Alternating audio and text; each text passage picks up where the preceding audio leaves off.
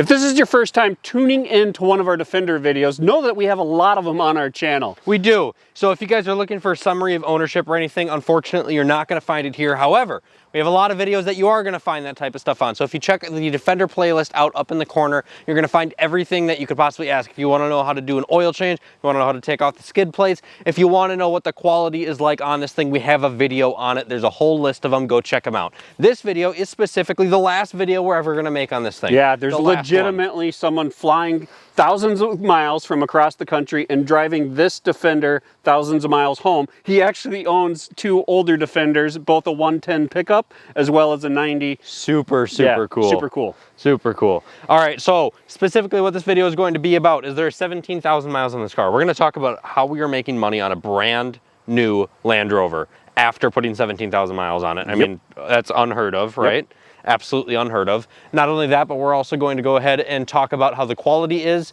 and if anything has, I mean, like majorly failed as in quality. Like the overall thoughts. Tears in seats, paint, stuff like that. We already brought up the paint slightly, but stuff like that. Tire wear. But yeah, we're gonna, I mean, this is it. This is the last video. Let's get into it. We gave her the last bath, prepping the new owner that's going to be here on Wednesday. It is currently Saturday. Yeah. And what did you find out? What I noticed, and I was being mindful because I was like, wait a minute, I haven't seen a single rock chip on this thing. There's not even a scratch on it. No, so there's not a scratch, a nick, a ding. And your BMW with 10,000 less miles has at least 5 already. Yeah, so I don't know if that's... So we had a 2011 Range Rover Supercharged as well, and I remember thinking the same thing when I was paint correcting that, is there wasn't a rock chip on that thing either. And that had what, 50,000 miles on it? Yeah, high 50s, low 60s if my memory is correct. So that has to be attributed to the quality of paint to a certain degree, don't you think? Absolutely, yeah. So they may not be able to get all the rattles and the, you know, creaks and whatever on the inside figured out, but Land Rover definitely knows how to paint a car.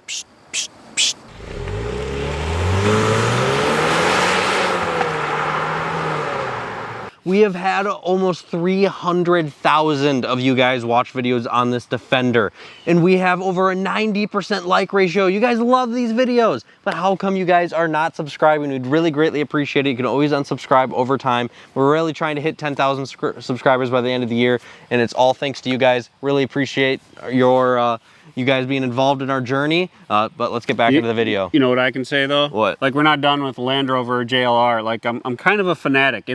They put something in the air, they put something in the water. I've had the Range Rover, I've had the F-Type, I've had the Defender. I don't know that I'm done with it yet. So if you're only watching because we're fans of this brand, I can almost guarantee you there's gonna be one coming back. I want an F-Type myself. This right here is the biggest point of contention with my wife on our ownership, is the fact that there wasn't 4 doors. We went to Chicago to buy this 90S right when the 90 came out. I thought the 90 was cool. I still think the 90 is cool. The trendy, the more urban, more retro Defender versus the 110, right? I absolutely love the look of the 90, and no matter what, it catches your eye, especially because of this color combo. With the black on the bottom, the white, the black, the white, and just the long squared off windows, this thing just looks like it has presence to it. Yeah. It looks like a luxury SUV over an off-road SUV almost, just because of the presence it gives you with the color combo and just the overall road feel. You know, when I was giving it its last bath today, there was a guy just sitting there taking it in, and I don't think he was just taking me in. He was like taking in the vehicle, and he's like, yeah man, that thing's sweet, because it looks cool, it looks unique, it looks different. That is a big reason why this Defender is so wildly popular. It's unique compared to everything else that's on the market. It really is. It's the luxury, it is the off-road, and the design elements, both inside and outside, aren't cookie cutter like a lot of the other vehicles out there. The Land Rover and the Range Rover have always known to be one of the least reliable vehicles on the road. On top of that, one of the worst depreciating vehicles of all time. You can go buy like a 2014 Range Rover Autobiography, $130,000, $140,000 when it was new, for 10, 15 grand, right? No, not that little, but yeah, the dramatic depreciation. Like substantial. You're selling this for more than you paid for it. I am. A lot more. Yeah, so we bought it, MSRP on it was just under 58,000, 57,800, something like that, is where it's on coils, it's the 90S, it's got a glass roof, it's got the cold climate pack. That's pretty much all there is to it. It's a pretty base 90. Right, so it is, well, it's the S, so it's not... It's not base, but it's down there compared to most of them you see for sale. It has the trim that you want for the items you want to live with. Yep. So we're going to touch on that, my opinion on it. I think it's a good point, so stay tuned for that. I bought this at like the sweet time, right before like, holy crap, there's no semiconductors, there's this chip shortage. Vehicles were on the lots and no one were buying cars really in March of 21, right? So there was still vehicles on the lot and everyone was kind of in this awkward COVID state, like we're all gonna die. So we went to Chicago to get this. I actually negotiated $1,600 off of the MSRP to buy this. And his trade-in that he bought 3 months earlier, he managed to get $3,000 more than he just spent. So really a killer deal on this Defender. Right. And so no, we're not just selling it for MSRP. We're not just breaking even with tax, title, license. You are making a substantial amount of money on this car. So after tax, title, and license, we're up 1 year, 6 months of ownership. 17,000 miles. 500 miles, yep. Factory tires, nothing's been replaced. Nothing has been replaced. We did a DIY oil change. It hasn't even had any money put into it for maintenance yet. And how much are you making? I am making, after tax, title, and license, almost $5,000. That is absolutely insane on a brand new Land Rover or Range Rover, the vehicles that are known to depreciate more than anything else in the world. So there's going to be comments right after this saying, well, you have to go buy another one and all the new ones are 10 grand. I disagree. Exactly. I've already talked to dealerships because we do really like this vehicle. And my wife really likes this vehicle. She just wants 2 more doors. And if there is a 110 in our future, I'm not saying it's going to be this go around, might be the next go around, not sure. Or 5 after. Yeah, who knows? But I've already talked to dealers that have vehicles that were not allocated that are selling at MSRP. There's still some caveats there. We're not going to go down that route. Mandatory window tint. Go check out our How to Buy a Car in 2022 video. Right. So you talked about the tires, right? These are still the original. They were the $350 off-road tires. Yeah, so these are some off-road tires based on Wranglers. Based on just feeling them here. Those 7 to 830 seconds. I was just going to say, they got about 830 seconds on them. I'd say new, if I remember right, back when I used to be a tech, I think these came with like 11 to 12 30 seconds on them. I think 12 is correct. I did measure all of them, including the spare that hasn't been touched yet. They haven't been rotated. They are wearing evenly. I went around and checked all corners inside and outside. They are wearing evenly, so this big boat driving down the road is doing a good job of keeping things in the line. And how's it doing for gas mileage being so big? Yeah, so that is a good point, Austin. I'm glad you brought that up. We actually took it on an official road trip, and it was a lower MPG miles per hour road trip.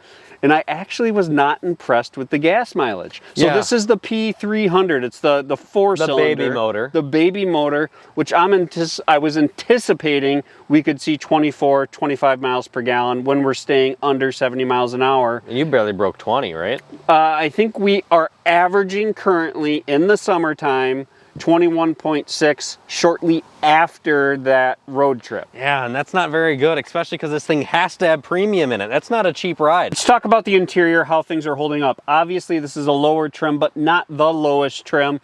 There was even some upgraded trims that a lot of you probably experienced where it had like the leather in the middle and then the cloth on the outside, which was a massive issue, and I'm so glad we didn't get those seats. That's what my wife originally wanted. There's a huge issue with that fabric, like discoloring, staining very early on, not having a long life period, and then the dealership not having a good solution. So these are the updated seats. They're full leather seats. With that, you get a little more adjustment maneuverability. That's power, 12-way instead of 8-way, if my memory is correct, as well as we have the heated seat option, not cooled, but the actual seats themselves, even like the bolstering and where you transfer your weight to get in and out, it's holding up really well.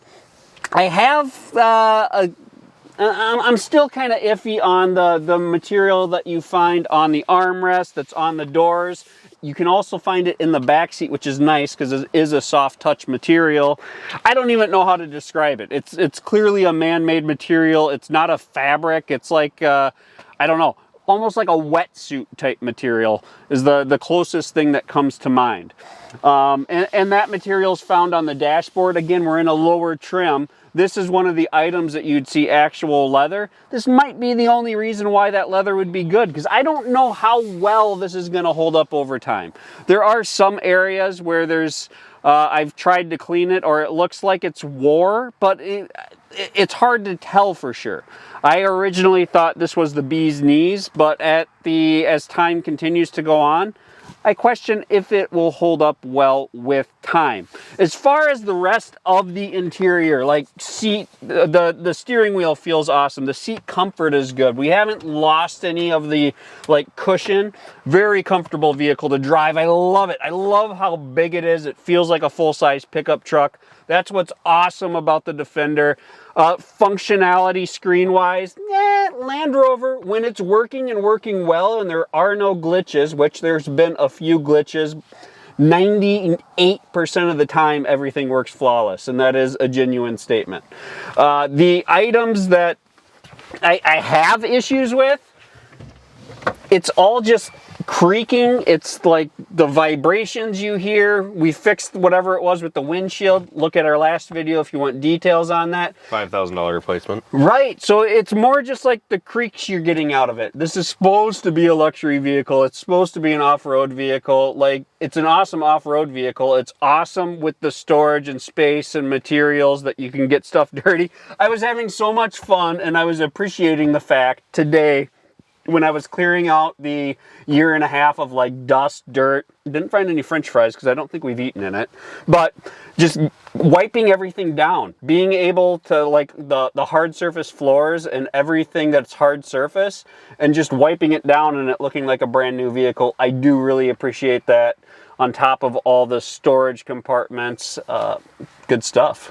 Throttle House recently came out with a video comparing the new Range Rover to the old Range Rover. And one of the comments in there that I really liked that they made, which I think involves with the entire brand, had to do with the interior and just the fact that you go into an old Land Rover, Range Rover, and it still feels incredibly nice. There's no doubt about it. It really doesn't wear. Everything functions very well. It looks really good. The materials are really great. And I feel the same way about this and what they said hopping into the new one. It doesn't feel like they're trying to do something that they're not. They're simply just updating what it was previously. A lot of brands are completely changing everything, and it just feels like a progression of time over the previous model. It just feels better, and I think this just feels better. The way that the whole climate control cluster works, like he said, when it is working, the way that the whole infotainment system works, the Pivi Pro, the way everything's laid out. Yeah. You can tell that this stuff isn't going to feel like it falls apart over time. It's not. It's going to feel solid. This material might wear a bit. I mean, that's too bad. But I can guarantee you this dash is always going to feel rock solid. That's what's cool about it. That's really what I like about Land Rover is the design feel. Not only with the way it looks, but the way it functions. It's really well thought out. It looks cool when it's doing it. And when everything's working well, like, it's a different experience than other cars. It really is. And I feel that's what makes it so unique. And the people that are fans that understand that, that's why it's like their go-to brand. And what's really sad is what the times that we're going into now. Everything forced to be electric. It's just sad knowing that stuff like this isn't going to be around much longer. If we have to go mandatory electric, something that has this type of aerodynamic efficiency isn't going to be around much longer. We might only see the Defender for a couple of years here, so we really have to appreciate what we have left. I actually think I saw something today with the electric version of this. Yeah, which, I mean, how are you going to drive that anywhere? It's as aerodynamic as a brick. Thank you guys so much for tuning into the video today, and thank you guys so much for tuning into this whole series on the Defender. We had so much fun making all of these videos, so many cool experiences, and we made so many new friends, got so many new subscribers, and we've learned so much in the comments from you guys down below. Thank you guys so much. I unfortunately threw away the last clip, and the Defender is now gone. The sale went smooth, And I'm truly going to miss this vehicle. I think both my dad and I are truly going to miss this vehicle. I'm really looking forward to seeing what's next. But thank you guys so much for tuning in, and we'll see you guys in the next video.